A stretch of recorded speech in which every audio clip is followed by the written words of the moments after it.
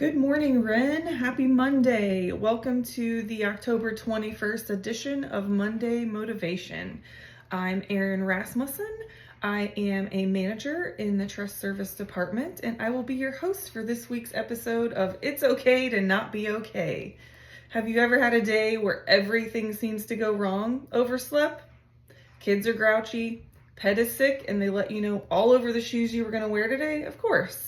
Ran out of gas because you thought you could make it? I say all of these things to say this. Motivation is situational. What motivates you to get out of bed on time in the morning is not the same thing that's going to motivate you to exercise before work. And that motivation is definitely not the same motivation that's going to get you out to clean the house, walk the dog, or take out the trash. What's important to you is not always the same thing that's going to be important to others. Remember that in your day-to-day, at work, at home, if you're coaching with your kids, that deadline that you're working to meet is important to you, not necessarily important to those you're working around. So make sure you're communicating well and clearly with those that you have expectations of.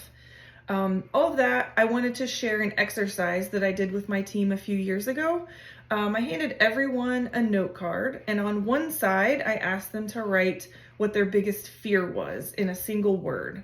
On the other side, I asked them to write in one word something that motivated them, that got them out of bed, gave them a little extra shove every day to get going. And the failure word that I was surprised to see a lot was failure. And I was one of those. However, my fear has shifted from failure to regret. So I thought that was interesting. But some of the words on the flip side, the motivational words, are pride, legacy, accomplishment, team, responsibility, stability, and family. And I look on my wall because I had those words put on a sign, and it hangs in my office no matter where I'm at. It is a daily reminder to me of the things that are important to me and the things that are important to my team. And so that is motivational to me, and I just really appreciated that, and I thought it was a great exercise. So that's something that you can do for yourself or don't do, but just take the time to evaluate and write down some of the things that are important to you. And as we head into giving season, as we head into tax season, take a moment to highlight the things that are important to you, but also take the time to do what's needed to support your teams and overall goals. If you're slacking in an area, remember someone somewhere is picking up that slack, so don't be the slacker.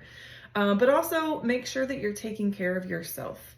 Take breaks, drink lots of fluids, maybe have an adult beverage Friday evening when you're headed into the weekend. Go for a walk, take out the dog, get some fresh air, and make sure that you're trying to maintain a normal sleep schedule.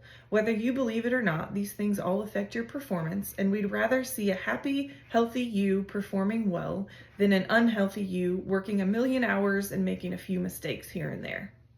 We all have our good days, we all have our bad days, so let's work hard and work together to have more good days than bad. Look out for yourself and take care of each other. Have a wonderful Monday and enjoy the rest of your week. Thanks for listening.